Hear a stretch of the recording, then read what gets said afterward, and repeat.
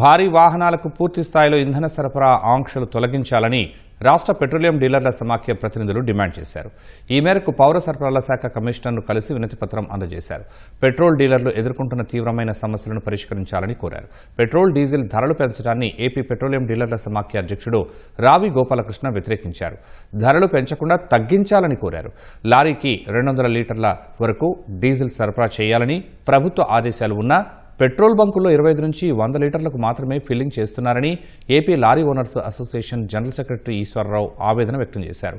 ఈ ఇబ్బందులు లేకుండా చూడాలని కోరారు.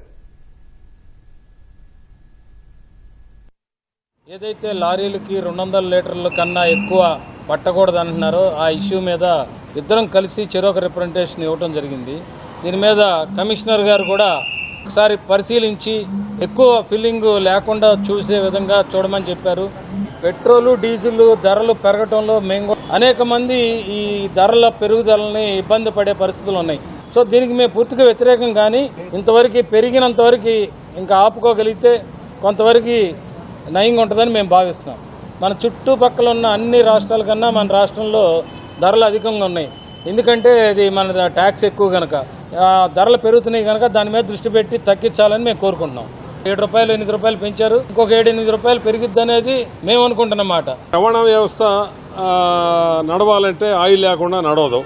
ఒక పక్కనేమో ఆయిల్ మనకి నిల్వలు ఉన్నాయి, సమృద్ధిగా ఉన్నాయి, ఇబ్బంది లేదనేమో కేంద్ర ప్రభుత్వం చెబుతా, మళ్ళీ ఒక పక్కనేమో ఈ డీజిల్ టైట్ పొజిషన్ ఇలా చేస్తూ ఉంటే ఈ ప్రతిసారి మనం ఫిల్లింగ్కి ప్రతి బంకుకి వెళ్ళి అక్కడొక 50 ఆయిల్ పోసుకుంటూ వెళ్తూ ఉంటే మన టైం అంతా కూడా ఇక్కడ పోయి ఆ టైం ప్రకారం మనం సరుకు డెలివరీ చేయలేకపోతున్నాం.